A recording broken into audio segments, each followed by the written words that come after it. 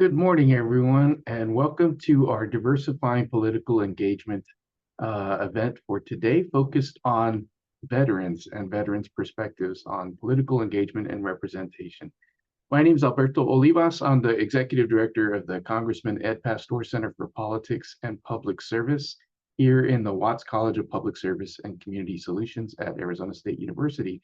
The Pastor Center was created almost 10 years ago through a gift and the vision of then Congressman Ed Pastor, who wanted there to be a home, a place at the university for students and community members that were interested in learning the practical skills for getting involved civically and politically. So that's what we do here is all number of programs, scholarships, events, and activities to make sure that our community is well informed about policy issues and have the opportunities to develop their skills for getting involved effectively. So our Diversifying Political Engagement Series is a little over 2 years old now. And Tiffany and I created this out of a vision for focusing on all the different communities that make up our state.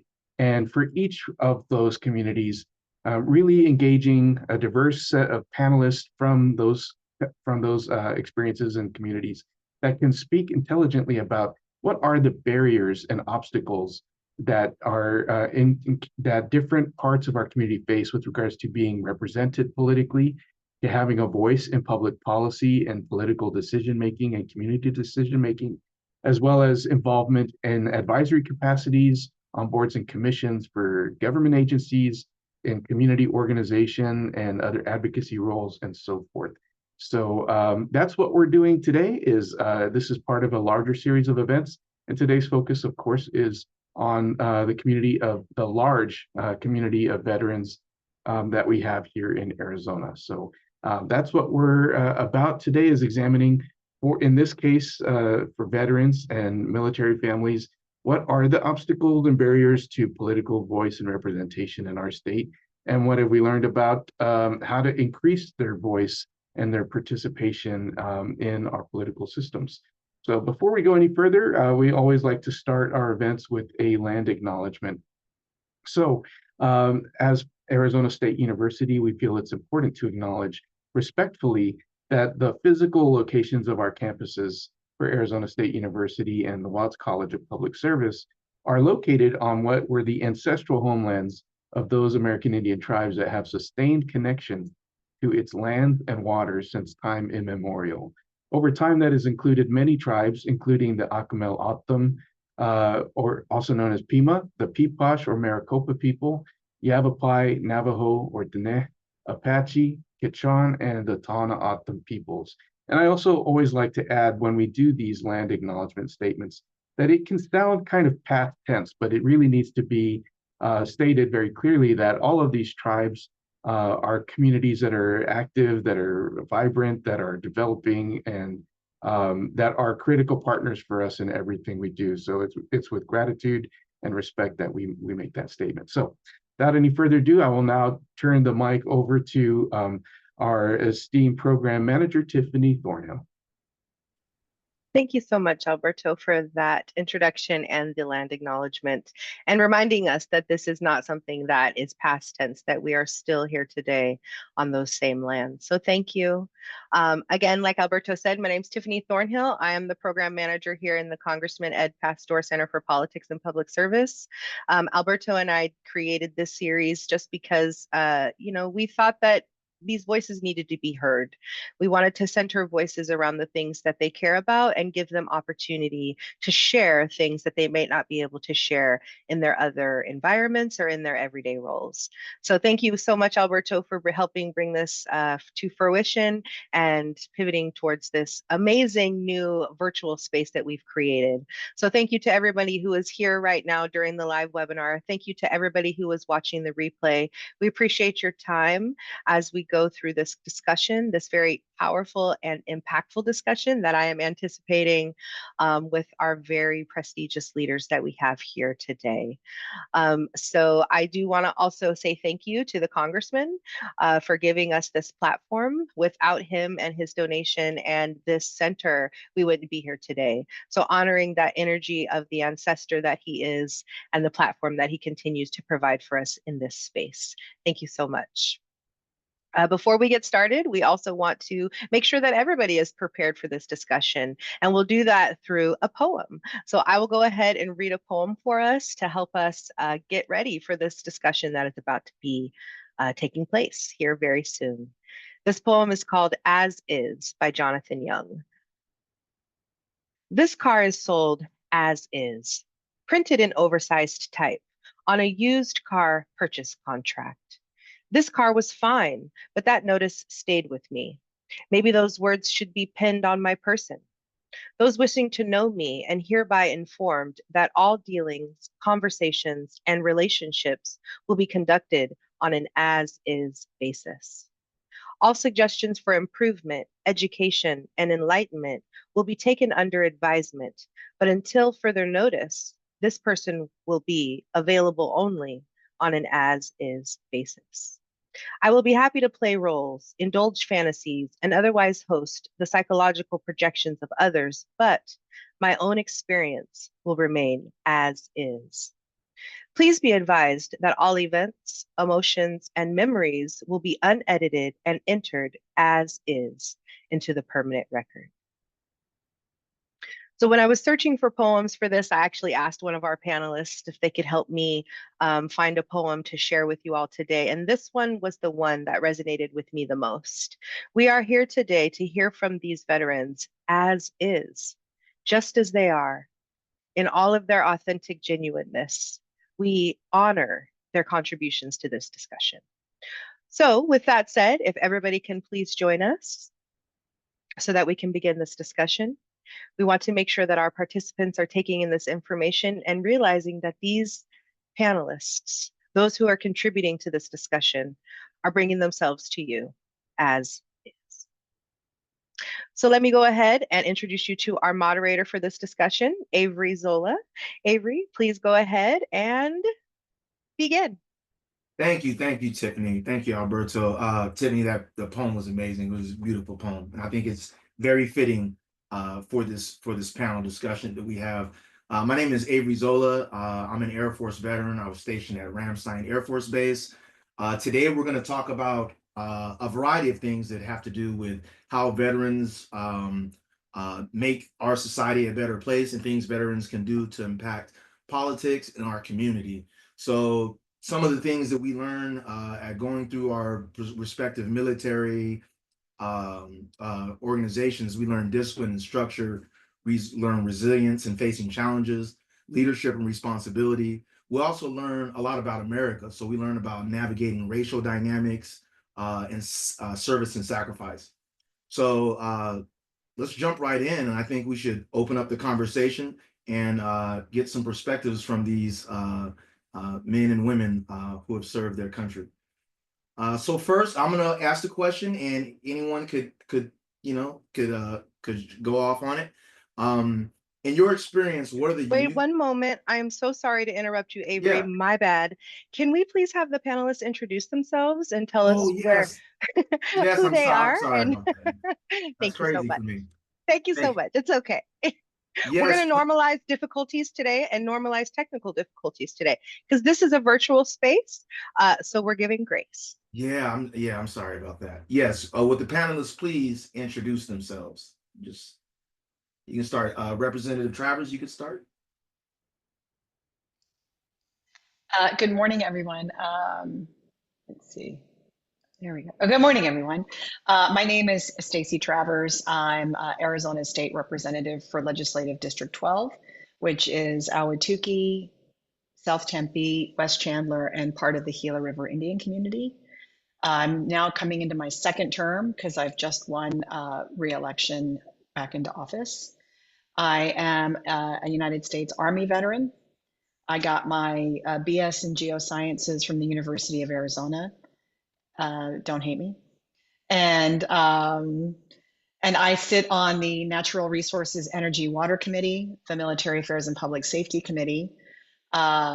This will be my final term as the co-chair of the Bipartisan Legislative Veterans Caucus.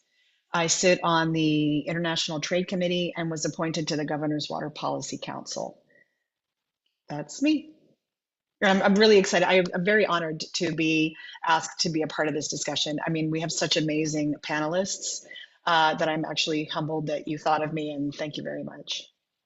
We appreciate you for being here. Mr. Brett Hunt, would you please introduce yourself? Yes, Avery, thanks you so much for the time here. Thanks to the Pasteur Center for the opportunity to be here today. My name is Brett Hunt.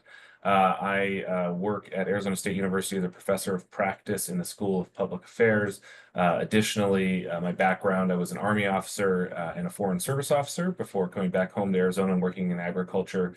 And that has brought me here today to this conversation. I am from rural Arizona, born and raised in Globe, not too far from Miami, where the congressman was born and raised, and where I grew up with many members of his extended family. And I just say that because I think that is kind of elemental to the discussion about veterans, because many of us come from rural places, small towns all around the country, and I think that is part of the conversation today as we talk about this here at ASU in Arizona.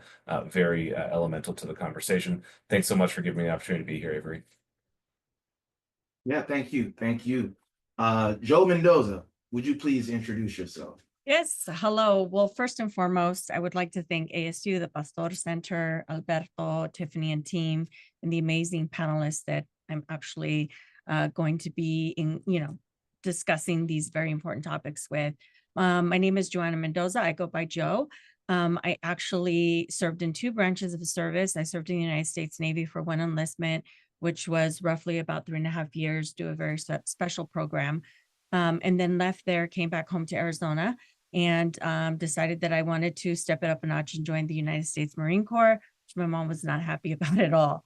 Mind you, she grew up in a time where, veterans, especially during the Vietnam conflict, were not received well when they came back to the United States. And so she had, a lot of fears about how I would be treated. So I am a native Arizonan, and much like how, Brett mentioned that he is from a very small rural community, so am I. I'm from Eloy. That is where my heart is. And I currently live in Pinal County in Red Rock, and I'm raising my 9-year-old son in our rural community. What else about me? Really quick, I retired in 2016. I've served as a drill instructor. I've made Marines and I've made Marine officers, which I'm extremely honored and proud of to be able to contribute to the legacy of the Marine Corps. Had the honor and privilege of working for former Congressman O'Halloran in a very rural district, and that also had 14 Native American tribes, and found my way into policy and politics shortly after that. So that's it in a nutshell. Really excited and humbled to be here and excited to jump in. Thank you so much, Avery. Thank you, Joe. Thank you, Joe. Next up, let's Mr. Andre Cherney. Did I say your name correctly? That's right. Yes. Okay. Would you please introduce yourself? Yeah, thank you all for putting this together, and the Pasteur Center and my fellow panelists, and of course everybody who's watching and taking time out of your day to spend some time thinking about this important issue and set of challenges that we're facing. Andre Cherney, I was a Navy Reserve intelligence officer, and have spent balanced my career in a host of other positions. Worked in the White House back in the 1990s.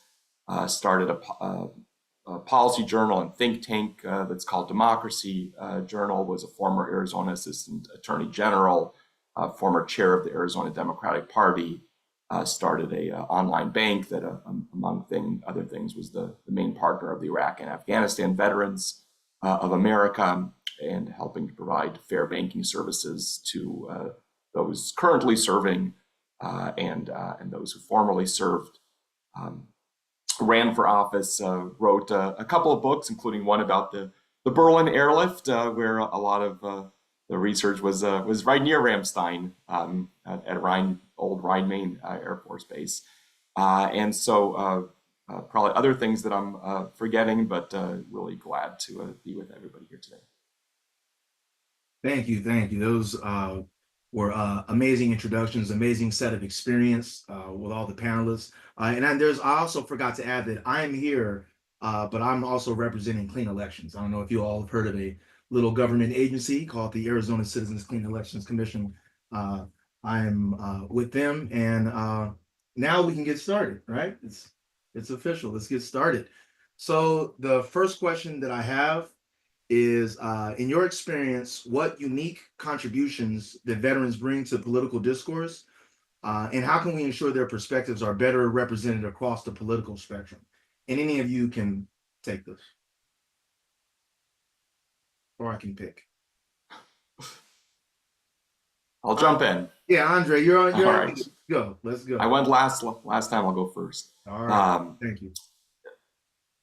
Yeah, I think there are definitely threads that go through the veteran experience. That doesn't mean, of course, that veterans have a single point of view. We just went through an election where we saw J.D. Vance and Tim Walz as both veterans, and we have everybody from Ruben Gallego to Abe Hamadeh, Tulsi Gabbard. There's definitely a wide span of political views, but I think there is a commonality of the sense that at a certain point, everybody raised their hand and number one, took an oath, and an oath to protect not just this nation, but our Constitution, and took an oath that was one where they were willing to put their own lives in a very literal way on the line for their country. And so I think that there is that perspective that runs through the veteran experience. I think there's also something special about the experience of having served. We heard about Brett coming from Globe and Joe from Eloy, and you have a chance to rub elbows with, to serve alongside people who you would have never otherwise met in life, whether you're from, as Brett said, many people from rural places around the country, or from inner cities, or from different walks of life. I always think back to John F. Kennedy and George Herbert Walker Bush, who were both very wealthy, aristocratic elites, being in small PT boats or in planes with people who were from ranches in Texas or inner city New York or wherever else they were, and people they otherwise would have never met. And there is that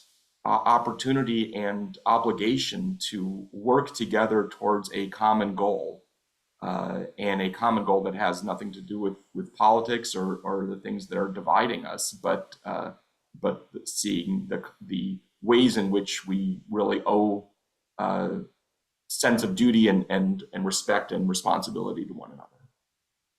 That's a great answer. Anyone else want to weigh in on that? Yeah, Avery, I do. I mean, I think to add to what Andre shared is that, veterans understand sacrifice, and we also are very mission driven. And I think that experience allows us to bring very pragmatic solutions and also foster bipartisan collaboration, which we need, especially in our politics today. Our country seems to be very divided. And, I think veterans have the capacity to be able to create that bridge for tough conversations. Decades ago, we had more than 70% of Congress were veterans. Today, I think it's a little less than 20%, although we did see a large number of veterans run here in Arizona, which we know, veterans have a very strong presence here in Arizona, from, Senator John McCain and to, now Senator-elect Ruben Gallego. So I would really like to see more veterans run for elected office because of those skill sets that I mentioned, because of the capacity to be able to, walk into a room and have those difficult conversations. And, those need to be had today. And And unfortunately, everyone's kind of, on one side or the other. And in my opinion, I think veterans can really help, not only heal the country, bridge the divide, but also move us forward into the future. Thank you, Joe. I'm going to ask a follow-up questions, but I'm going to ask it of Representative Travers. What specific policies or issues do you think that veterans are uniquely positioned to address in political spaces?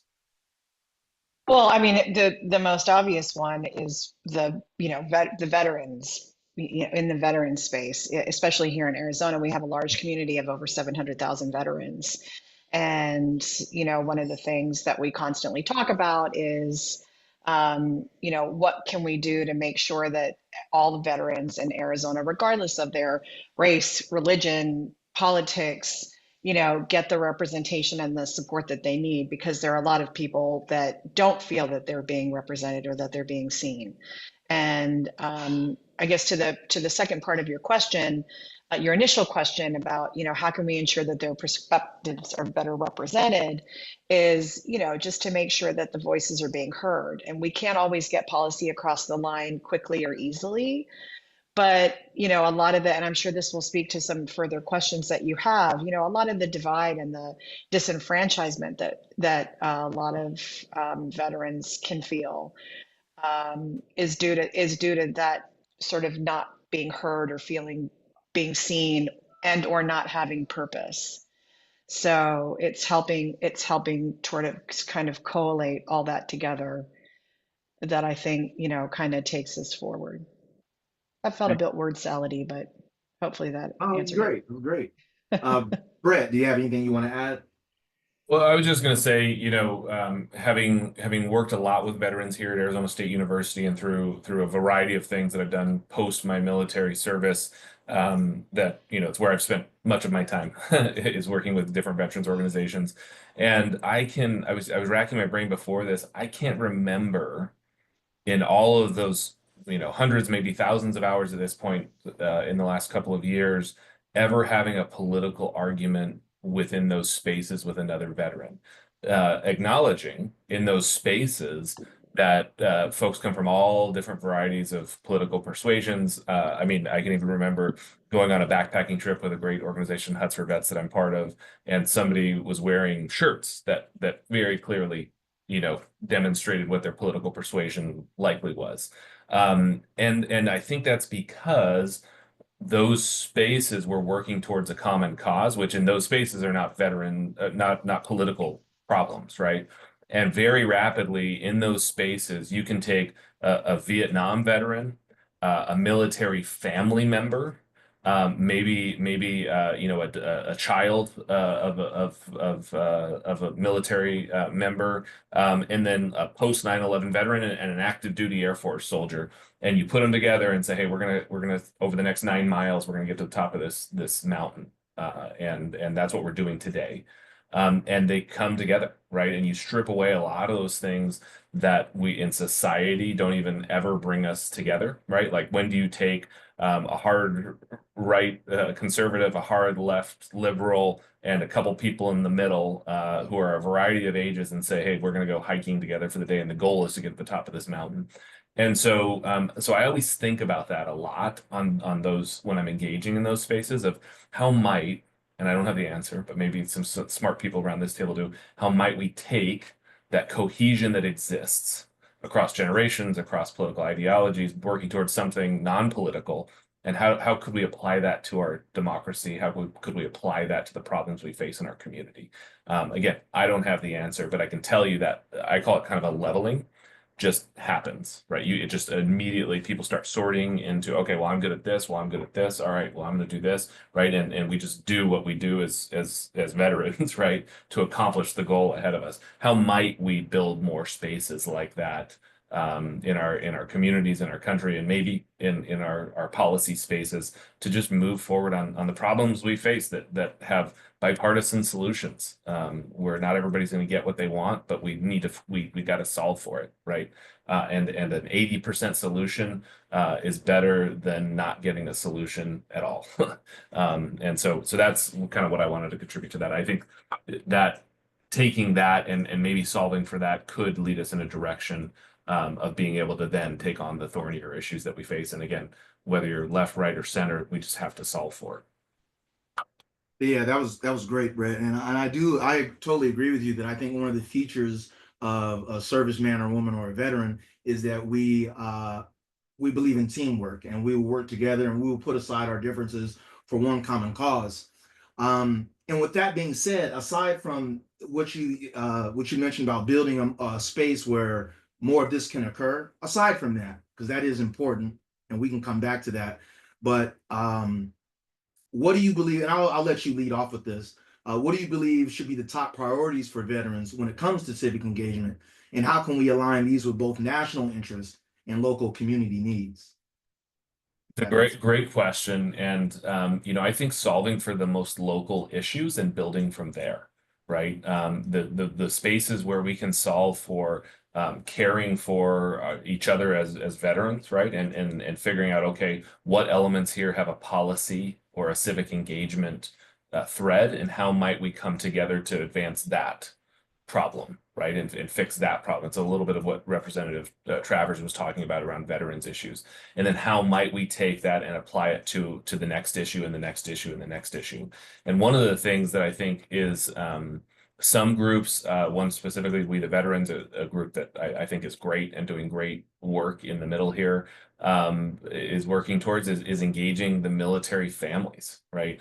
We're so focused on those that formally put on the uniform every morning and went to a place with a flag out front, right? But behind them are 3, 4, 5 times the number of folks who are living that life, right? And are part of that military family.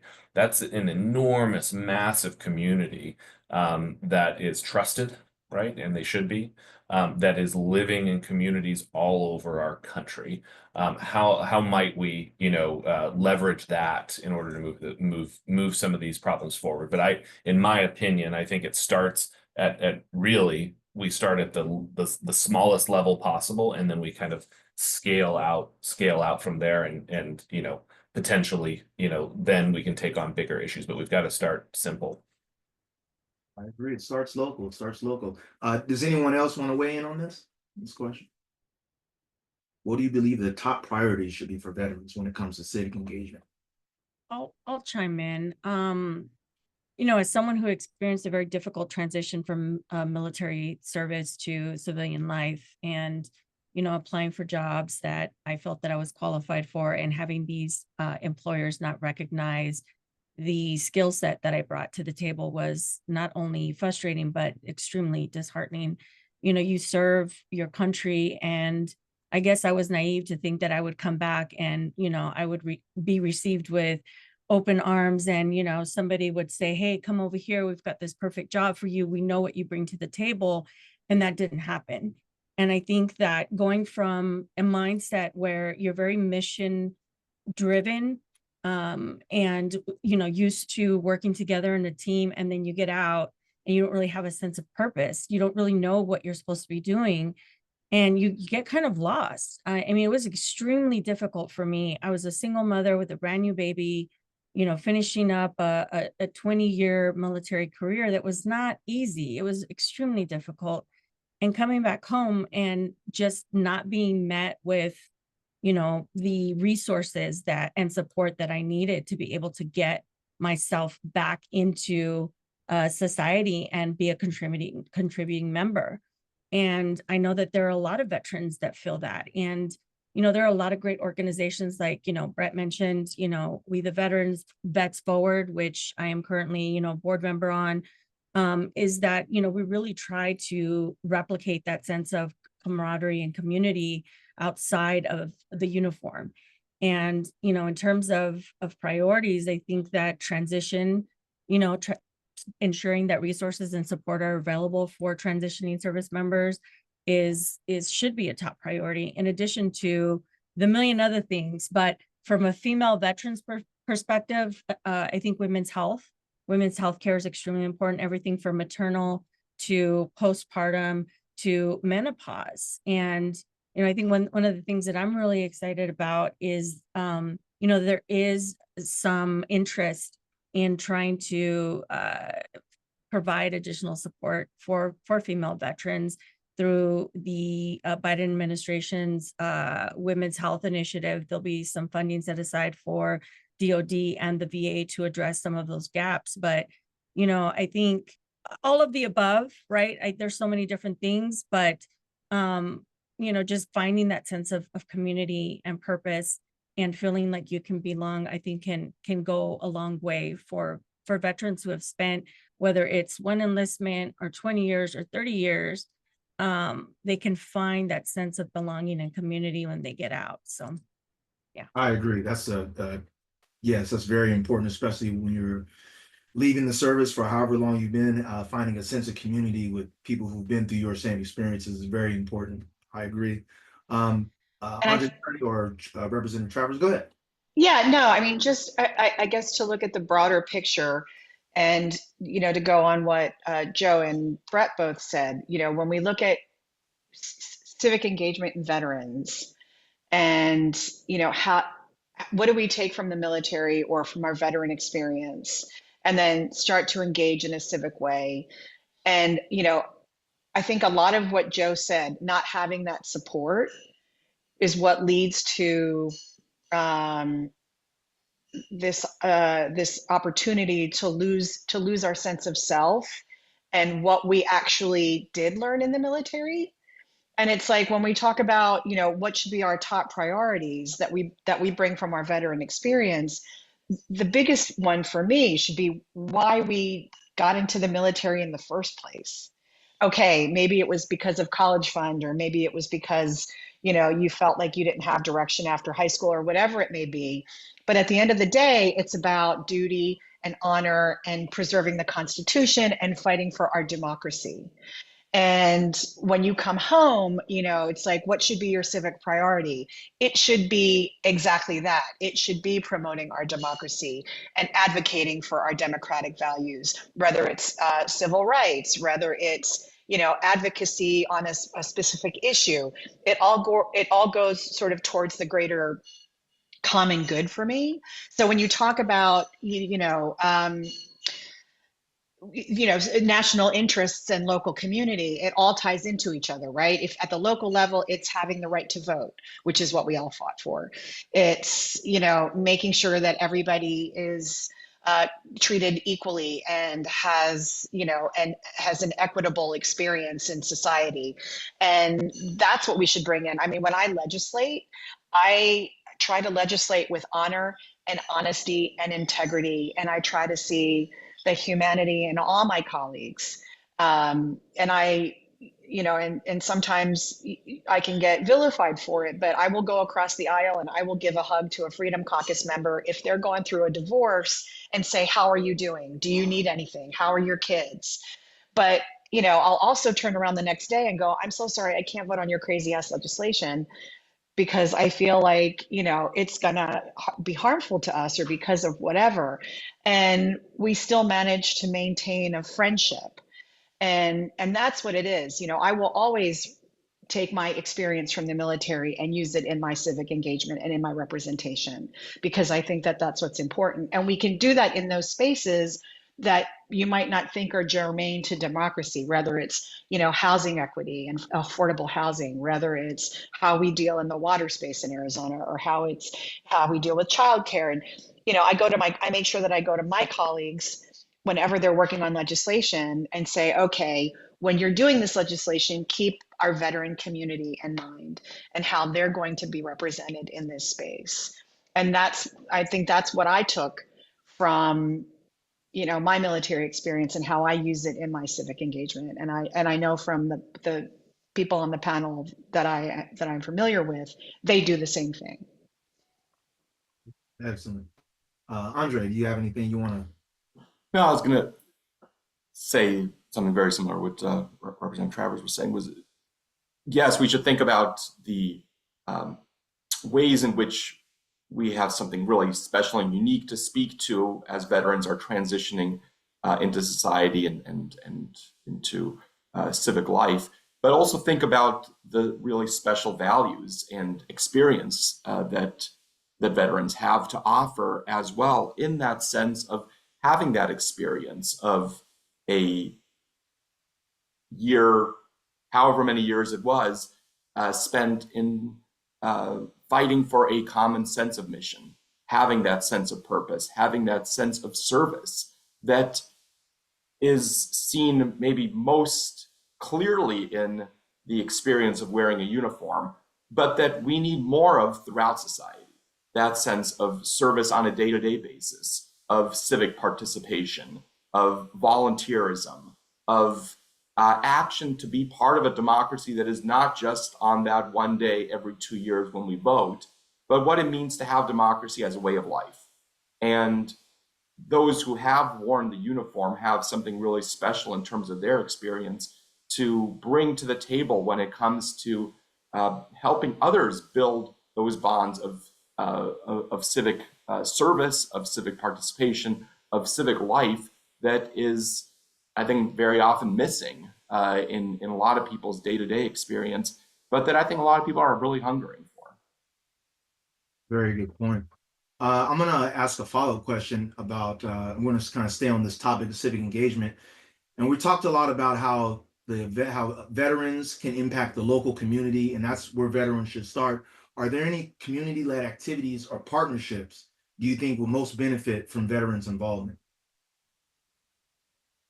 Like, are there any community activities or, like I said, any partnerships that could be formed with veterans that could benefit the most from us jumping in and maybe yes. I'll pitch in. I think it's anything in the community, any veteran or any veteran family or any military family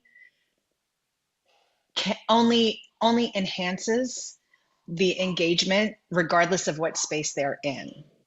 So is there one specific thing? I mean, even though we are a small microcosm of society, military veterans, active duty military, like if you're stationed at Luke and you're a military family living off base, it's still important for you to engage in whatever speaks to you. So if you've got kids, you might be part of, Save Our Schools for that want to engage in public funding. You might be having problems with housing. Maybe you're not finding the right space or something's happened, then you start to get involved in local communities. I mean, there is always something to find to engage in that is going to be part of your real lived experience, if that makes any sense. And so any community level, like I know, for example, with me, I live in Ahwatukee, and I found a Facebook group on Ahwatukee 411 that's like Ahwatukee Women's Group. You sign up, you pay $25 for the year, and all of a sudden you are part of this community of women, and you just go and you listen, and you're like, oh, I have that, oh, me too. Oh, have you guys ever, oh yeah, me too. And you'll find that, that you have shared experiences that aren't necessarily unique, but your lived experience can bring more into the discussion. Yeah, that was great. Yeah. Andre, yeah. Yeah, I think there's obviously a full gamut of ways to engage, but I think one of the specific areas that I think a lot about is this idea of service and not just volunteerism, but a little bit of the taste of the kind of order and discipline that comes with service in the military, where I think there's a lot of young people who would love to have something like that in their lives, that sense of teamwork, that sense of common mission, that sense of getting up early on a Saturday morning and spending the day doing work for others in an organized fashion, where that for a lot of people is missing, right? You can find that maybe in sports in some way, but that's not the same kind of thing. You can find that in going and volunteering in a food bank or something like that, but it's still more individualistic. And I think there's a real opportunity for us to build that muscle around not just giving back, but doing so in a fashion that has you taking part in a disciplined team that is working together towards a common goal. Absolutely. One of the things I'll just contribute real quick is Yeah, just go a ahead, bro. story about some of the work we do here at ASU. So I'm lucky enough to be helped found, along with Michelle Leposki from the Pat Dillon Veteran Center, something called the Veteran Scholar Program here at ASU. And this is a program for any student veteran who's here at ASU, with kind of the concept that, you know, you're here post-service, whether that means you're just right out of service or you've been out of service for 10, 15 years. Many veterans come and have the idea that I'm here to get my piece of paper to get to my next thing, right? Kind of with that military mindset of, you know, I need to do this in order to get to this, which is right. And they should get their piece of paper and go do that. But while you're here, how might you enhance your professional and academic experience, right? And how might you take full advantage of this amazing ecosystem that you're part of here at ASU in order to move yourself and your life forward? So we do many things in that program. It's a great program, Veteran Scholar Program. Look it up. Give money to it. We always need money for it. But one of the things that I do with them is we really start and we ask the question of what path has led you here, right? And so they kind of examine how they chose to go into the military, what they did in the military, where they are today, and why have they chosen now to pursue something very uncommon, which is military service and then higher education, right? Something that most people won't do. And then we pivot and we say, now what's your next mission, right? So this path led you here. Now what's your next mission? And we take that and we really dovetail it down into something very specific from, hey, I'm really interested in K-12 education, because as Representative Travers was saying, I've got kids, right? And I've got 3 kids in elementary school. And so I'm very interested in that space. Okay, well, who do we know in that space? Okay, what organizations are they part of? And we narrow it down. So by the end of this facilitated exercise, they know that, you know, for example, Brett Hunt is on the school board at Madison Elementary School District. And so, you know, we're going to engage you with Brett on how you might get engaged in that school district, right? So what that does is, again, it takes this kind of amorphous moment that a veteran might find themselves in and really gives them new purpose. And we've just seen it be very, very powerful for folks who become tutors in their kids' school district because they're really great at math, right? And they'll get engaged as tutors. We see it as folks who've gotten really engaged in political things.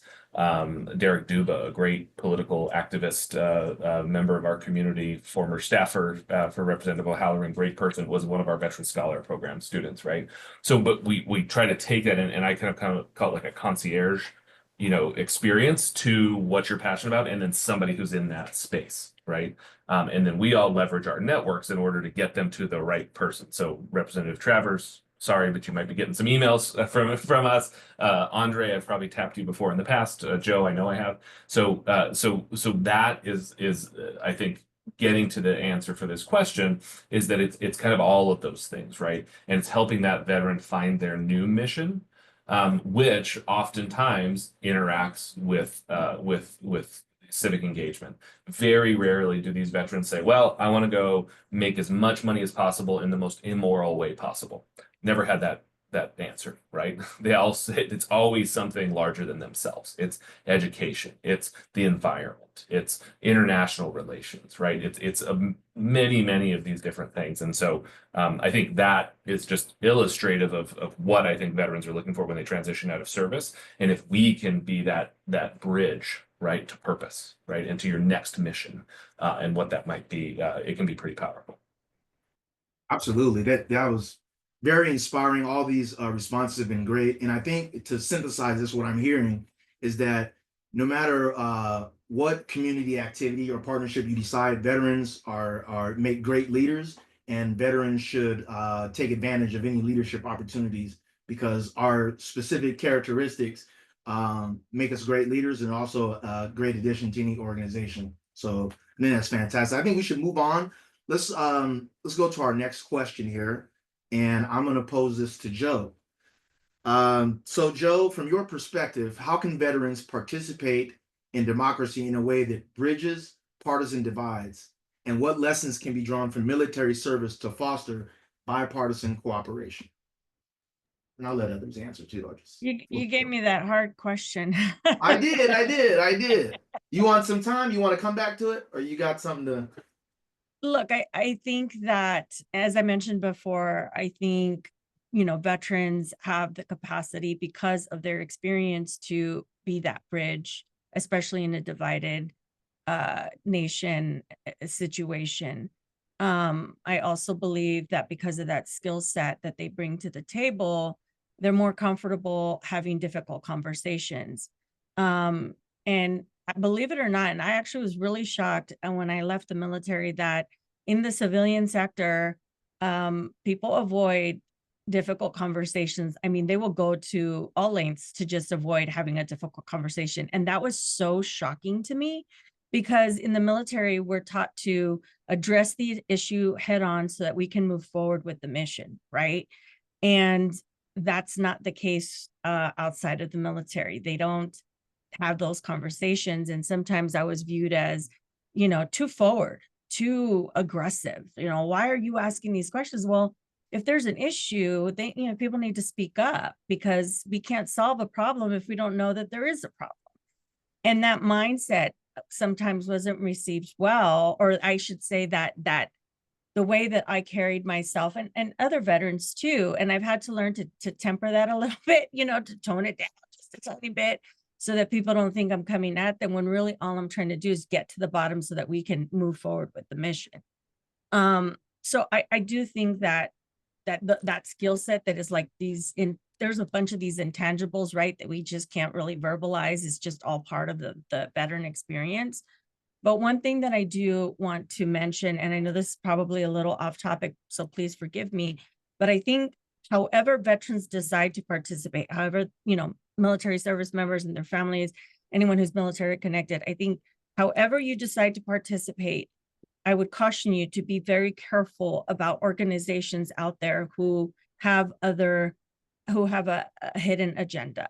There's a great film, it's a documentary called Against All Enemies, that really talks about a couple of groups pulling in, veterans with this idea in mind that they're going to do things that are not, how should I say, maybe legal or nice. So I think, regardless of what and how veterans decide to participate, because we know that it gives us a sense of purpose and we have the skill sets to put to use, just please be careful about the groups that you do get involved with. Do your research, do your homework, talk to other people, other veterans about, is this a good organization to get involved in? Because you don't want to end up in something that could be detrimental to you or your family. And I'll just leave it on that note. So that probably didn't answer the question, Avery, but I felt like it was important to mention, just because we've seen a rise in extremism in this country, and veterans and their families are a target. That's actually a great point, and I want to continue down this. So how would a veteran know if they have joined an organization that is they're extremists or they have nefarious intentions? Like how is a veteran going to know? Like, are there any characteristics or anything? And anyone can answer this. Anything that you've seen or experiences?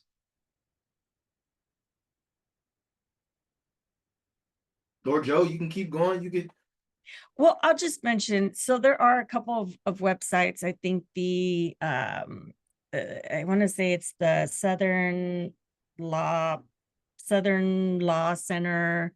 I'm probably butchering the name, but there's lists out there of organizations that do and have committed certain illegal acts and are being watched. Okay. I think, you could probably Google it, just make sure that these are reputable, websites. And I think that any organization that chooses to do or cause harm that's a huge indicator, right? If it doesn't feel right in the pit of your stomach and you're questioning it and you're having doubts about it, to me, that's a strong indicator. I mean, it's not a scientific process, right? But for me, it's like, man, if it doesn't feel right in the pit of my stomach and something feels off, it's probably not right.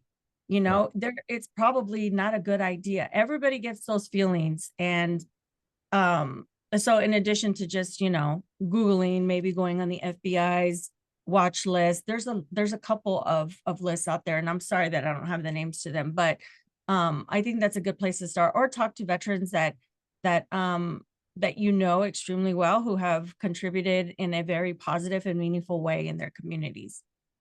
Great point. Yeah, thank you for bringing that up, Joe. And that's, yeah, just I think to underline exactly what Joe said, and I think that was all brilliant, is that, you know, the more that there's a community of peers, peer veterans, the less likely you are to get pulled in by something like that, right?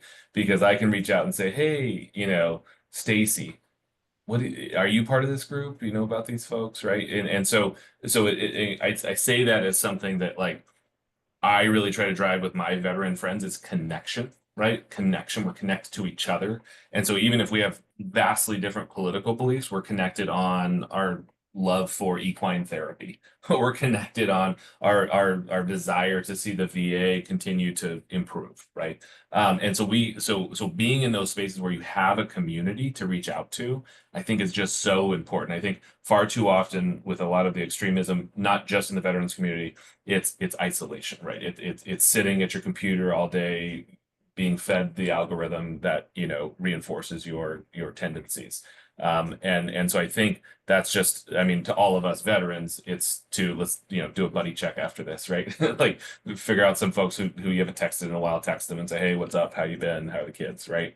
Like having that community, I think really does matter. And I think it is a check against falling into some of this extremism. And just a little bit of an aside here, but you know, there's a great movie called Billy Lynn's Long Halftime Walk from 2016. I encourage you to either get the book, which is excellent, but it's actually an excellent movie as well. You know, the short story, I won't waste all of our time here, is that it's a kind of a viral video that happens in 2004 in Iraq of this unit in a firefight that becomes famous on the news. So then the Dallas Cowboys invite this unit to come to the Dallas Cowboys football game. You know, love America, God bless America, bring them there. And it's fiction, but very similar to, you know, kind of the way that we treat this sometimes. Have them on the field, you know, feed them beer, you know, give them a great experience. One of the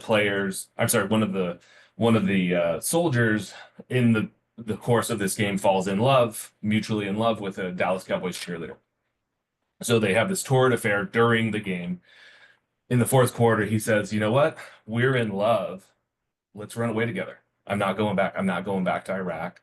Let's run away together and make a life. And she says, I don't like you like that. I like you as the war hero.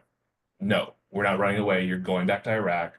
You know, I love you as the war hero. I don't love you as the guy who's going to run away from the war, right? And it's this metaphor for our country, right? We love you as a veteran in this box, right?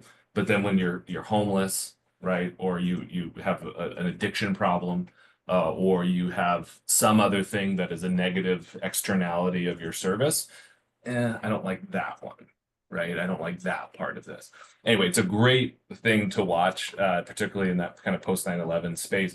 But I think it's something to talk about in this space, right? Is folks want to kind of come and I think come in and co-opt veterans, right, as messengers in different spaces, and we just have to be very careful because they want us that way, right? But all of these other elements that come with our service, they don't necessarily want. So, you know, Joe talking about trying to get a job when you come out, right? And you know, this idea that, oh, well, we want this, right, but we don't want this, right? That's just it's a common thing, I think, among veterans, and something we have to have our antenna up for. Absolutely. Yeah, there's definitely a culture shock and a difference of philosophy when you get out of the military and you come back to the, you know, to the private sector, the private world. Does anyone else want to answer this? Representative Travers, you may have spoke to some of this, or Andre. I did earlier, you know, in a way that bridges partisan divides is just to, you know, when you come across somebody, appreciate that the one thing that you have in common is that you are part of an incredibly unique experience that not many others have been a part of. And it's finding that common denominator, you know, and accepting that. And that's, you know, I get along with all my veteran colleagues in the House because as all of us have said, you know, we're mission driven, And even though we might have different ideologies, I always have to look at it in a political perspective that, you know, the people that I might not agree with ideologically, I still have to believe that they want to do what's best for their communities and their families. We just find that there are different pathways to how we want to get there. I want to do what I think is best for my family and community. They want to do the same. We just don't agree on the pathway to get there. And it's having, you know, acknowledging those differences in people, and, you know, still trying to see that humanity in them. And, you know, people, you know, how do they participate in democracy the way that they're going to participate in, I mean, you know, it's sort of an ambiguous question, because it's like, how do we direct veterans? Well, when they come out, to speak to what Joe was saying earlier, is to make sure that we get them early when they transition out of the military, so that people can find their purpose, can find what engages them, and make sure that we give them the tools. You know, somebody earlier mentioned, we know that there's New Politics, we know that there's We the Veterans, we know that there's the, excuse me for getting this wrong, you know, Secure Families Initiative. You know, there are definitely lots of bipartisan or nonpartisan organizations out there that allow you to get your feet wet until you kind of find where you want to land. And so, you know, the big thing, again, what do you learn from your military service, is that, you know, we all have the same goal. It's just how we're going to get there, and then respecting that to some degree. The minute that we start to go into our corners and start to vilify each other, or, you know, you're wrong in your idea, it shuts people down. Joe, you know, Joe is part of this great organization, as we all are, with you know, Common Defense, that has really done a deep dive into and Joe, you can pitch in with the actual phrase, but it's this deep listening. It's these, you know, meeting people where they're at and having these incredibly deep listening conversations. And they're not always going to say what you want, you know, what you want to hear, but it's about having them feel heard. And that's where the conversation starts. And Joe, and I know you're going to know what the phrase is. I know that David Lucier did it, and some others. Deep canvassing.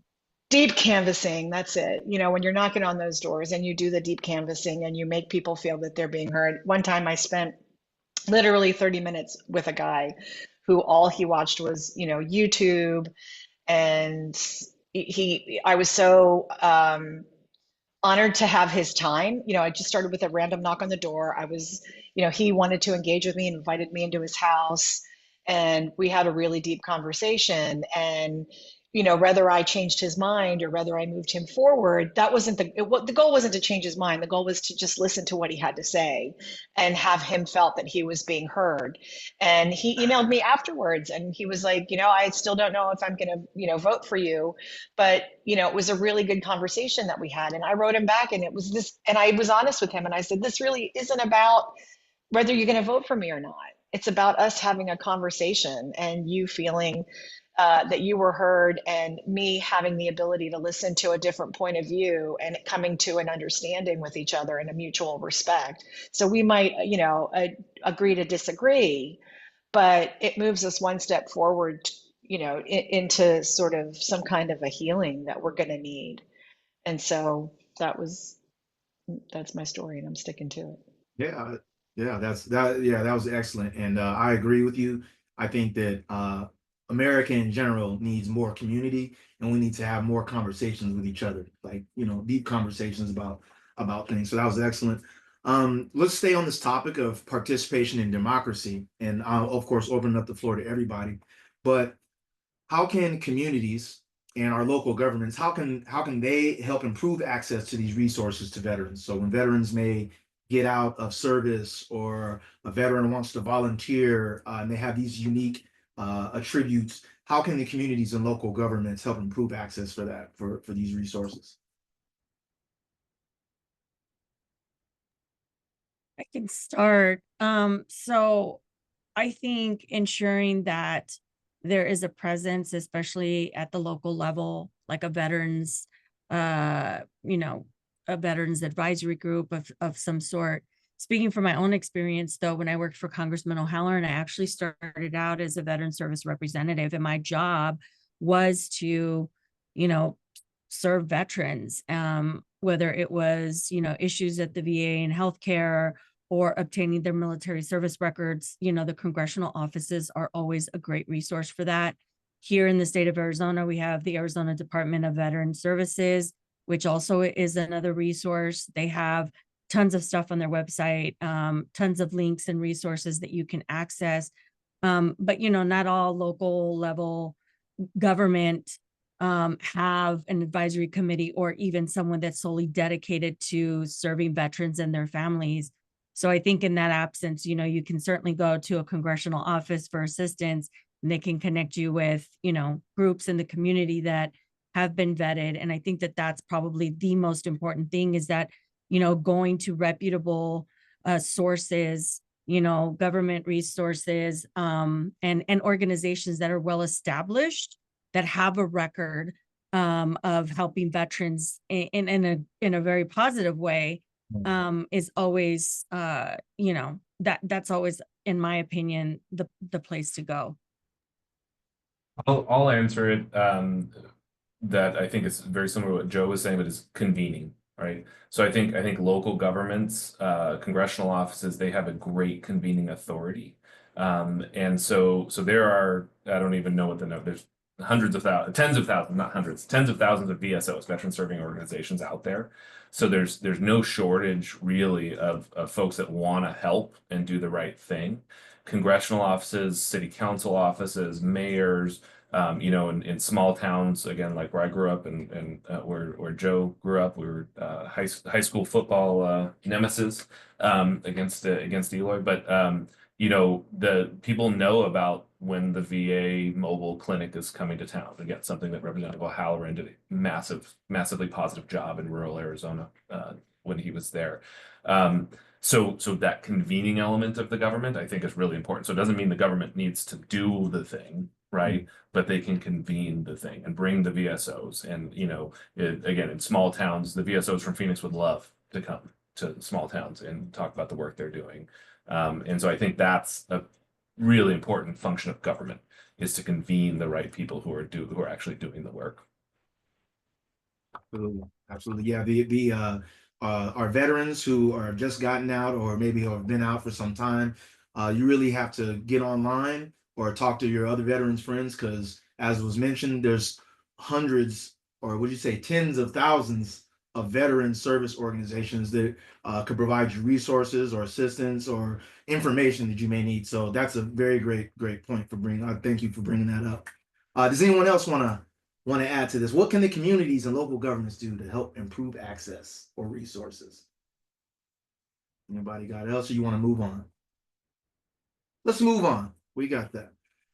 All right, let's talk about well, we're actually going into my follow-up question. So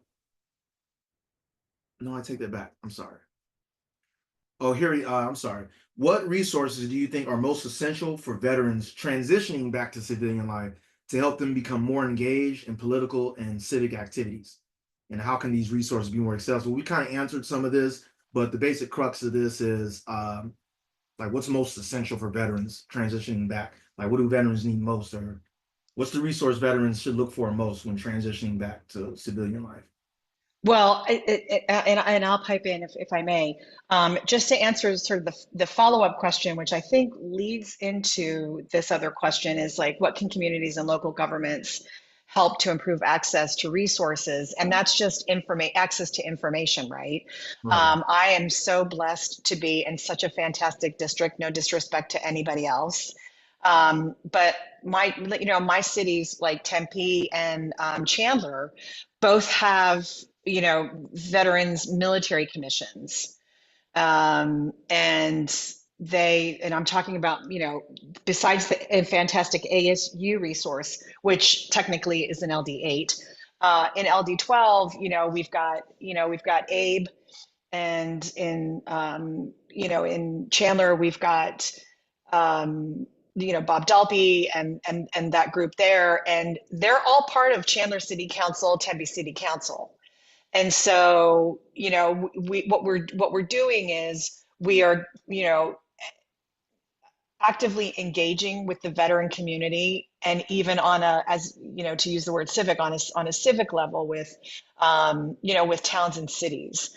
And I think that's where you start with access, because once you have somewhere to go to, okay, I'm living in Tempe, I wonder if there's a military group. Oh, wow, there is, Tempe City Council. And then Tempe City Council gives us access to all these resources. And, those resources, to go to what Joe and Brett were saying, is to give the information of, like, DVS, Arizona Coalition for Military Families, what your local disabled veterans chapter is, what your local VFW, what your local American Legion is, and are there events happening? So, for example, in Chandler last weekend, we had a military breakfast. So all veterans were welcome to come. There was an annex of Chandler City Hall. People could have breakfast. There's community. You talk to other veterans. And so I think it's, again, I'm at the risk of repeating what everybody has said. It's about finding that sense of community and having that basic access to a resource that gives you information on how you can further connect. And once you feel part of that community, and I was living in England, and 50 Strong, and that's another great resource for transitioning veterans. It's like, how do we give information in these spaces to help find home and work, and what things are we doing in government? For example, the Solicitor General, actually the AG is now going to hire another dedicated attorney and paralegal to help with marijuana expungement convictions. So, that opens up a huge pathway for people, whether it's, joining the military, rejoining the military, access to benefits, whether it's, getting housing or whatever it is. And so I went down a little bit of a rabbit hole. So yeah, so it's, it's always been information, right? When you don't have information, you feel isolated. When you feel isolated, you feel that you don't know that there are things out there. And once you start getting the information and having that access, when you remove barriers to access for anything, then anything becomes possible in terms of forming community. So That's true. True. Anybody else want to speak to this? But I will say that that I know when I got out, I was handed some information about organizations and things like that to help me kind of transition, and some resources, but it wasn't exhaustive. So and just to veterans in general, you get out, you might want to check with trusted sources in your local government, because as we mentioned before, there are tons of resources for veterans. You just kind of have to go find them, or get connected with someone who's a part of these resources. Let's go with a follow-up question to this. So what kind of strategies could help veterans overcome any challenges they face in participating in social justice initiatives? And we kind of talked about this on the idea of extremism. But what kind of challenges could veterans face in participating in social justice initiatives? And what strategies can they use to overcome them? So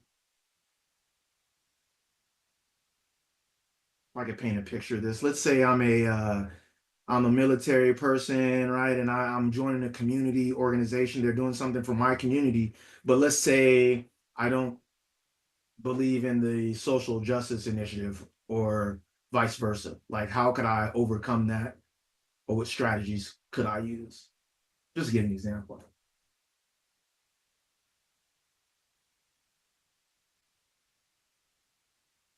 I think we talked about a lot of these. yeah, I mean, I think it's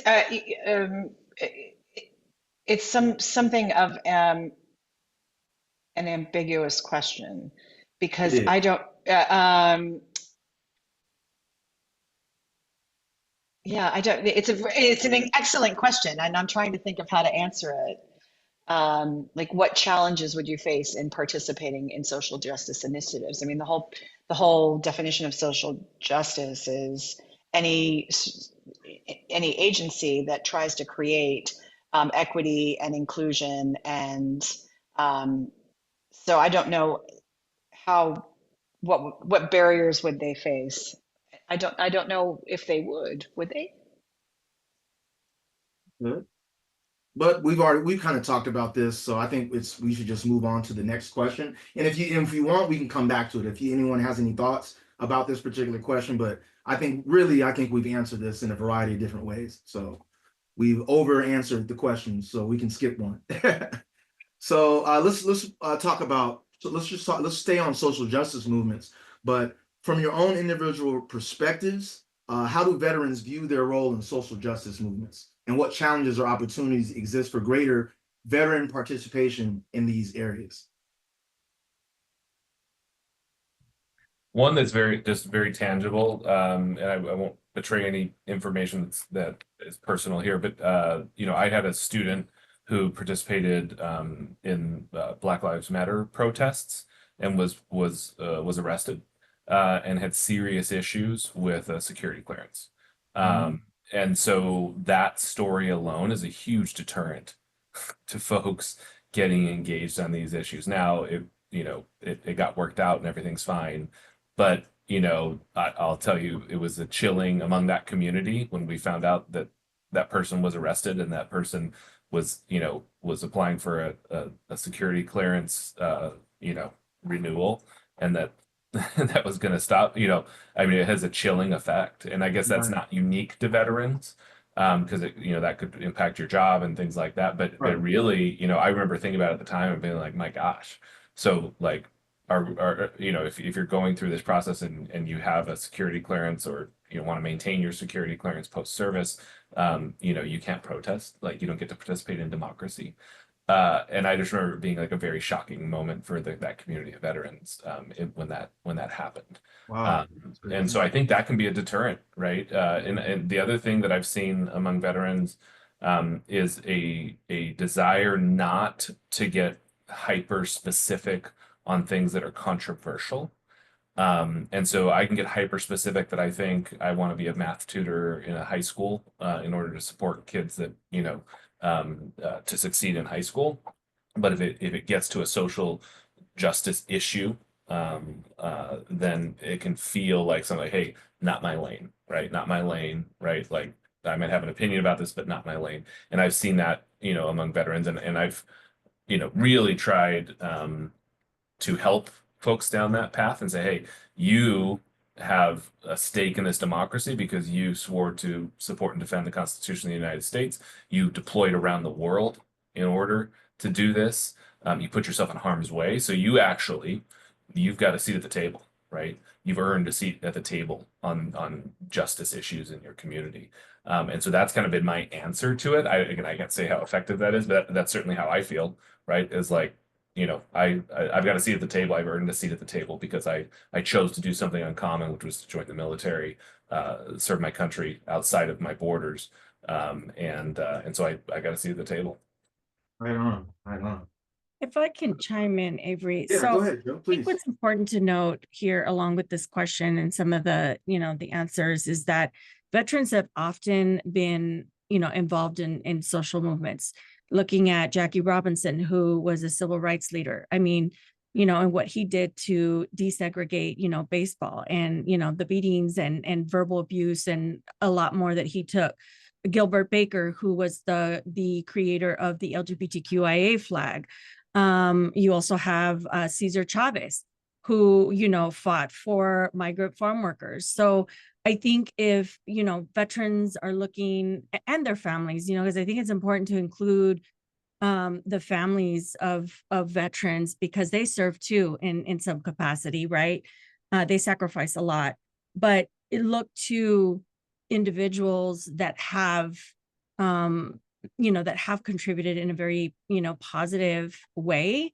It has been challenging. It's not without its challenges, but I think that, veterans are often the leaders in a lot of these movements and pushing for change, standing up against tyranny and authoritarianism and all of the other things that, that are not great for our democracy. I think it's important to kind of look to, those veterans that have kind of, to some extent paved the way. Whatever it is that people decide to get involved in, I think you have to make sure that you're comfortable with it. I'm not comfortable, going to a massive march where there's going to be there could potentially be violence, because that's not who I am, right? But I contribute in other ways. So I think whatever it is that veterans decide to do, they need to make sure that that aligns with their goals for the future, what they want to do, and how they want to, what reputation, what for lack of better words, how they want to brand themselves, right, outside of, military service. And is it good for you, or is it going to put your family in a pinch? If I were to get arrested because I went to a march and it turned violent, I'm a single parent. Who's going to take care of my son when I'm in jail? So I think that those things need to be considered. If it's causing, issues within your family for you, that's not a good, in my opinion, that's not a good thing to get involved in. I think part of it is also about exercising your questioning muscle, which is not often or not always something we're focus on in military service, where it's less. It's more about following an order and executing on an order. Not always, of course, but when it comes to what is the information you're taking in, is that information accurate? Is this the right place to be? Even when, social justice, whether it's whatever it is, whether it's a Black Lives Matter march or others who are showing up on maybe a different set of marches or elements of participation, just look around and say, okay, is this the place I want to be in? Is this the set of people I want to be with? Is what I'm hearing the truth? Is there another side of this story? And I think that that set of muscles is something that all of us as citizens need to be exercising. But in some ways, there's a special challenge for those who are coming out of military service. Representative Travers, you want to add into this, or we're good? All right. That was excellent. And I do want to shout out, because I do enjoy comic books. I write comic books. And I want to say that many of our favorite comic book characters were created by veterans. Jack Kirby, the Siegel and Schuster who created Superman. These are, young men who came out of the military service and wanted to see a difference in the world, and they express themselves through art. But that's another shout out to comic books and veterans. Let's move on. Let's end on a positive note. So the final question we're going to talk about the hopes and futures about the nation. So be authentic, be your true selves in answering this. But what I'd like to ask each of you is, what gives you hope for the future of the nation, and how can these experiences and values of veterans contribute to shaping a more unified and forward-thinking society together? We'll put that. My hope for the future is that, the things that we're saying here today about communicating and creating community and acknowledging and respecting a shared experience will eventually overcome any political divide that we have. And that when you put your military head in the game and you are mission focused, then all the other noise kind of goes away. And it's helping people find that purpose and find that community, so that we don't lose ourselves in the fringes. And that, and the example that we set to other, the older veterans, the example that we set to newer veterans, and the example that we set to our families and our children, and that we can find a way eventually to find the common good that brings us together, and not the differences that separate us. And so I am very hopeful. I'll underline that as well. In this time where we all live in bubbles, whether it's through a social media algorithm, or whether it's a geographic bubble, and those that we rub shoulders with on on a daily basis, that, you know, there's still many people who sign up and are not only willing to put their entire lives on the line, but who have an experience of coming together, wearing the uniform of their country, and being in a situation where you not only have to deal with people who come from a very different walk of life and have a very different perspective, but that all of that doesn't matter. You don't ask, and it doesn't matter what political party somebody's from, what point of view they have about issue X, Y, and Z. It doesn't really matter where they stem from, or what their family's like, or what they believe in, or in terms of religion or anything else like that, but that you're there for a common sense of mission. And that is something in many ways still very unique to our country, and a set of experiences that you know, does give me hope that every day we see that happening, and that I think there is a lot that is instructive to the rest of how we operate on the state level, local level, and nationally as well. I am personal, you know, I don't know if this is going to answer the question, Avery, but I'll just tell you where, you know, where I'm very personally focused on solving problems at the smallest level possible, with the goal, one, of just solving problems and you know, hopefully helping people, right, achieve what it is that they can achieve, reach their potential. But also maybe with the idea that if we solve problems on a small scale, we're building a prototype for how we might solve problems on a bigger scale. So I'm very focused in my kids' school district. I'm very focused on the veterans I get to work with on the Veteran Scholar Program. I'm very focused on my students here at ASU. I'm very focused on the veterans I get to work with on my Huts for Vets and Treks for Vets wilderness therapy programs. With, again, the goal that maybe then we can extrapolate that out. I think far too often, the great leaders are in small nonprofits in our communities, and they work really, really well there, and they're a little scared to go maybe to that next level, or don't want to go to that next level and solve problems on the city council, or as a mayor, or as a supervisor, or as a member of Congress, right? And so it's hard to kind of take it to that next level. And so I think maybe if we build, you know, a cadre, if you will, of folks that are good at solving problems on this level, then maybe that means there's more people that will go to that next level, and that next level, and that next level, and that next level, you know, to solve our problems. So again, I don't know if that answers your question, but that's where I'm very, very focused. Human potential in every, and again, I'm very focused on the veteran and undergraduate students, but human potential, unlock that in as many people as I can help to, and unlock it in myself. And then hopefully that provides us a building block to solve problems that are more complex than what we're dealing with maybe on the local level. Indeed. Great answer. Great answer. I can add to it, Avery, if Please you do. don't mind, and please Please bear do. with me. I think I'm really concerned about where our country is currently right now. I know a lot of people feel like that. I think what gives me hope, a couple of things. First and foremost, my son, you know, he's 9 years old, and he is a very active little boy. And upon hearing that the election results did not go our way, he saw an opponent's flag flying somewhere, and he said, "Mom, I want to go take that flag down because that's wrong. That person is wrong, is not a good person.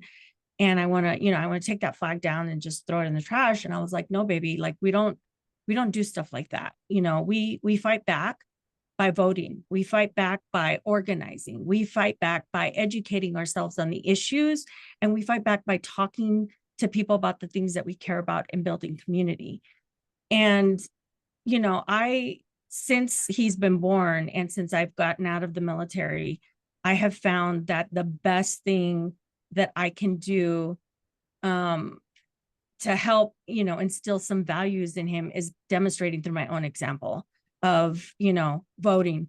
when I get my ballot, because I vote by mail, I sit down with him and we talk about all the candidates. He might not know 100% completely what the heck is going on and what all these propositions mean, but he's being exposed to it. That gives me hope that he's going to grow up in a world where he's educated on the issues. He knows what his civic duties are, and his generation, God willing, we'll take this nation forward and we'll do great things. That gives me hope. And that's why I get up every day, even though I'm numb and I'm frustrated about what's happening in our nation today, in the world, right? There's so many things that are wrong. And I look at him and it gives me hope. And so I think, for those of us who are struggling with where we are right now, just think about the people in your family. Think about, your nieces, the children, your grandchildren, whomever it is, and the world that we are going to leave them behind. I want to do everything in my power to make sure that I've given him everything and that I've equipped him to face a world that may not always be fair to him. So even in spite of that, it still gives me hope that his generation will hopefully fix our mess. Hopefully it doesn't take that long. But anyways, those are my final words, Avery. So hopefully that resonated with someone. Thank you. Let's see. We have one question here, and we have a little bit of time, so I want to go ahead and ask this because it's an important question. I'll just read it off here. It says, I've often heard from military cadets that they don't vote because they're not supposed to get involved in politics. Does this military expectation stay with veterans after service and make them less likely to speak out and get involved? What do you all think on that? Anybody can chime in on this? I do. Yeah, no, I think it, and that the voting, not voting, that's on the more extreme side of, I think, at least the veterans that I've hung out with and the folks in service. I had a political bumper sticker one time on my pickup that you're required to get when you're a second lieutenant. Inside joke. Get your first paycheck, you go buy a pickup. That's what you do. So anyway, but and I had a political bumper sticker and I got counseled about it. My commander pulled me in, was like, hey, you need to pull that off. And I was like, well, these other people have stickers, but that's supporting the president. You're supporting the person running against the president. You can't do that. So that was like a very real. Now, of course, I had enough of my own mind to, not worry about it. But I do think I think there is a legacy of that. And again, there's just this strong element that we all get, Avery, everybody else here, of staying in your lane, right? So like, Drill Sergeant Mendoza didn't care about my opinion about what should be happening today in that training schedule, right? Right? It's because that's not my lane, right? Yeah. Now, in my job, I didn't care about what Sergeant Mendoza had to say about what I was doing that day, right? So that strong element of staying in your lane, I do think you come out of the military and you're like, well, I don't have an opinion on that because it's not my lane, right? And I think taking veterans to that space where you say, hey, again, you have a seat at this table, right? And you're no longer in that structure. What is your opinion on this?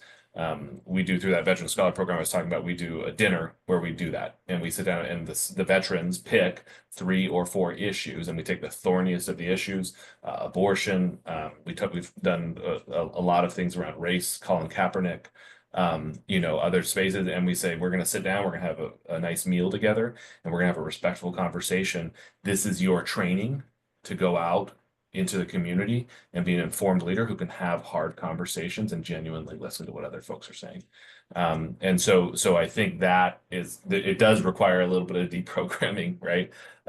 From the military, where you're, hey, this is what you do, and I don't want you over here or over here. You do your job that we've trained you to do. Great point. For me, I don't know that they're told that not to vote, but I know that they're supposed to be non-political. So to Brett's point, you're not supposed to have a bumper sticker one way or another. But it's a POV. It's a POV. You can have a bumper sticker. Yeah. Just because I went down the rabbit hole with them, but yes. Yeah. No. You should. Personally, on a vehicle, you can. Yeah. No. And so. But but we should always be encouraging people to vote and make voting accessible. And what we're seeing in a lot of states right now is they're trying to disenfranchise the military vote. So you might not be able to wave your flags and your banners, but if anybody's stopping you from actually voting, then that becomes a bigger issue because, you know, regardless of whether you're in the military or not, everybody who is legally eligible to vote should have the access to vote and the availability to vote.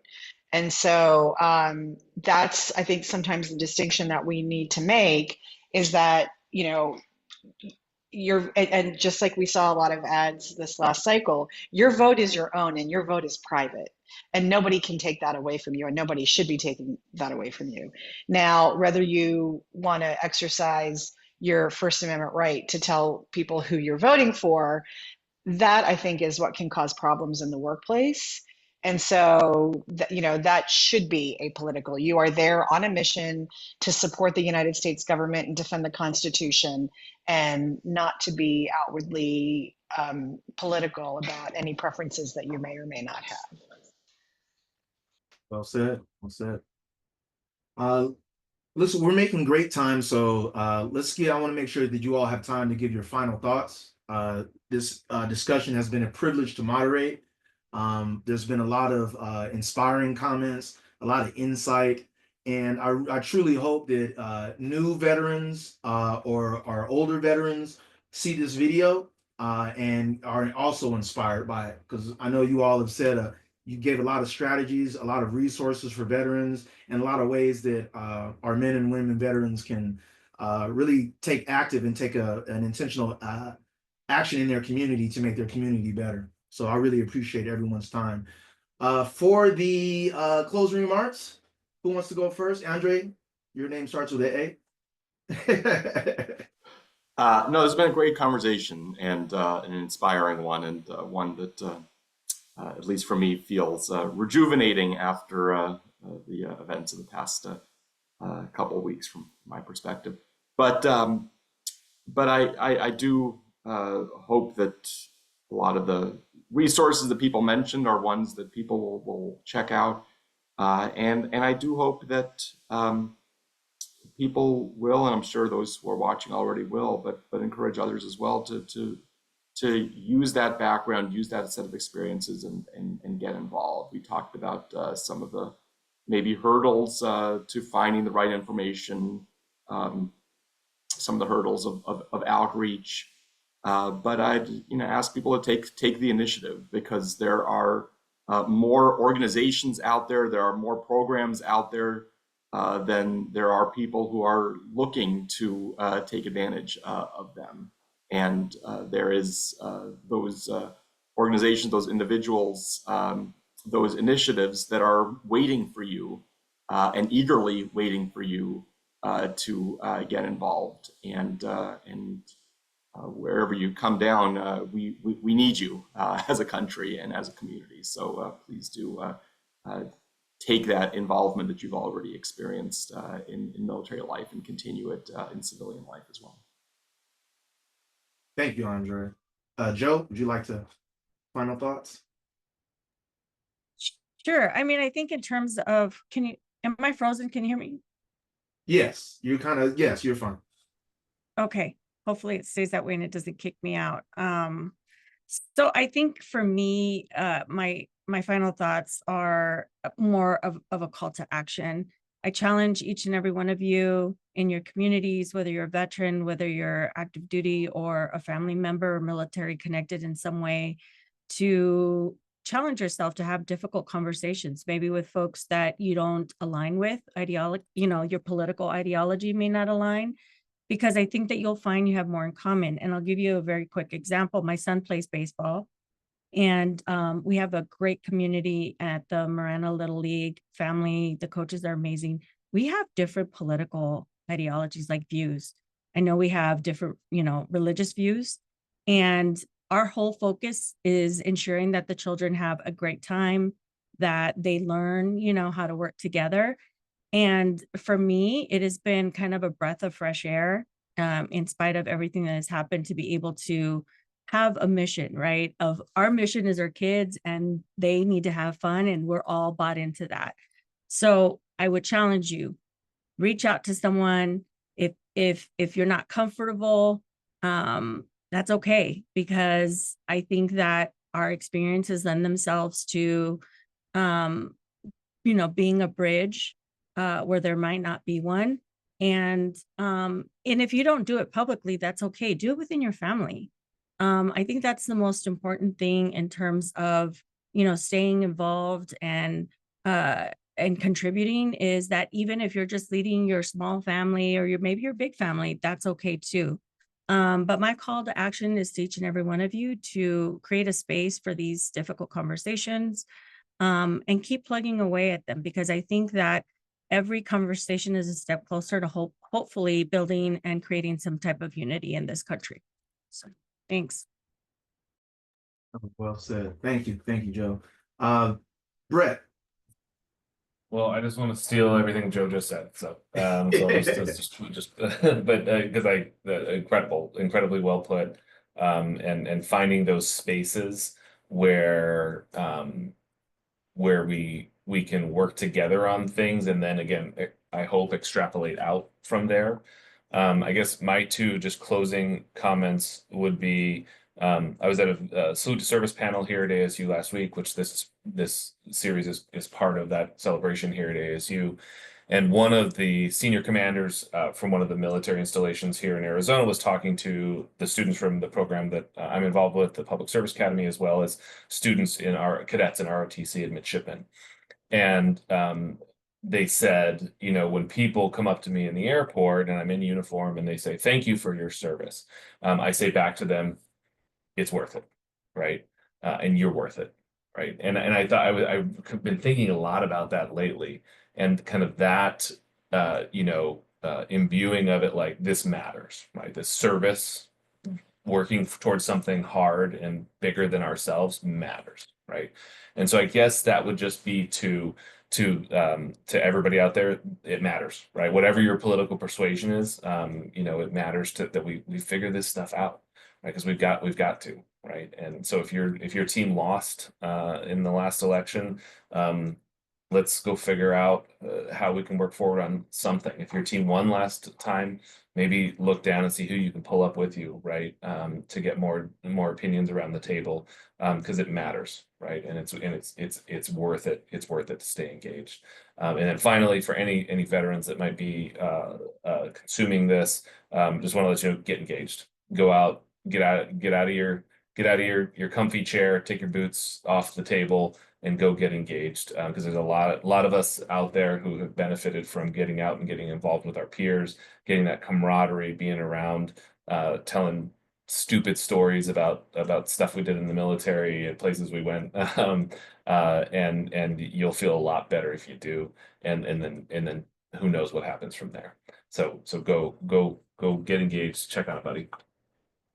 Thank you, Brett. Thank you. Last but not least, Representative Stacey Travers, would you?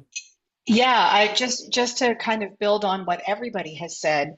As we've seen in our Q&A, we have somebody who's been watching the webinar who has been giving us access to website links, which I know the attendees are going to get in a follow-up email. It can be a bit daunting because of all the resources that are out there, and we haven't figured out a way in Arizona to concentrate it into one place, so that there's this sort of one-stop shop where you can find out about all these stuff. The DVS does a great job on their website. Arizona Coalition has a website that has links to resources.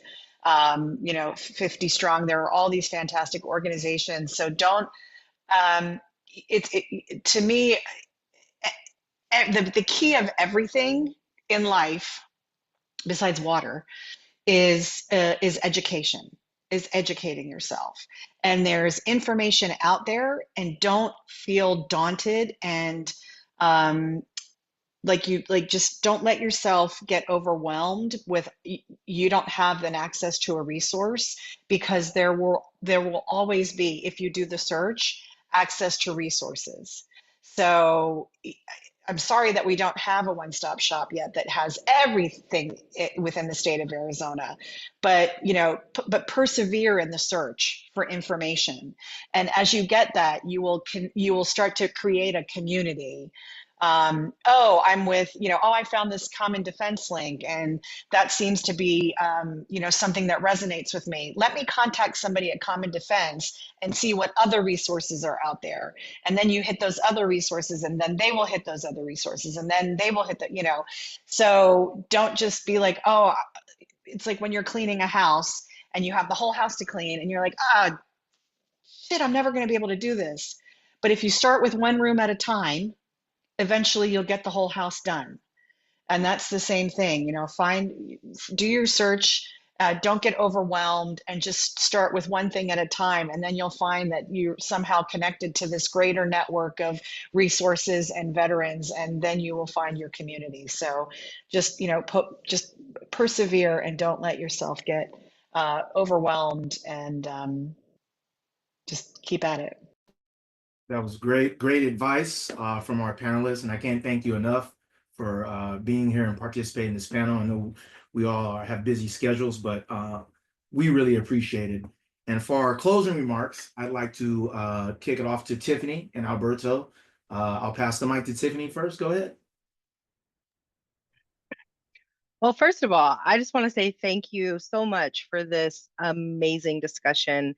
I have learned a lot, and fortunately, I behind the scenes was super engaged too. And you know how that goes sometimes when you are in these webinars, that you can get distracted, but it was super engaging. You all kept me engaged very efficiently. So I'm super grateful for this conversation and all of your authentic thoughts.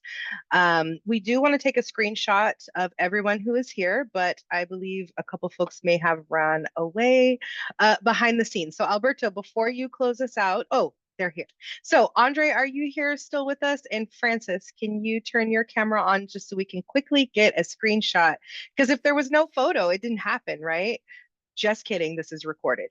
So, all right, everybody, ready? Let's get our screenshot taken. 1, 2, 3.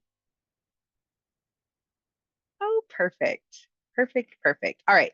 Thank you, everybody, for this discussion. Thank you, everybody, for your beautiful photos that we just took. I also want to say your authentic contributions to this discussion have really encouraged me, and I believe it will encourage our students and the rest of those who are on their way to this capacity, who are building their legacy of leadership, and they can see folks like you who have served this country still share authentically in their thoughts, in your spaces, and in your roles. So I really honor that. I also want to again honor the congressman and his legacy and thank his ancestral energy for being here with us today and for providing this platform for us here at Arizona State University. So with that, I will pass it on over. First of all, I also want to thank Francis. Francis is our intern here, our social work intern, has been doing a lot behind the scenes to help us, always does a lot behind the scenes to help us. So be on the lookout. Francis will be moderating a panel for us in January on the students' perspectives. So all of you who registered for this will be on our mailing list, so be on the lookout. Thank you so much, Francis. And Alberto. I echo my thanks. As a former Army brat, I really appreciated the conversations, really appreciating and really holding up military families, spouses, and dependents. And the challenges that they face, but also the important role that they can play in advocating for armed forces personnel deployed here at home and veterans. Because especially here in Arizona, we're such a military state. We have all of these bases, large military communities. So we really need to be thoughtful about how we represent those communities, how they have a voice in our political systems.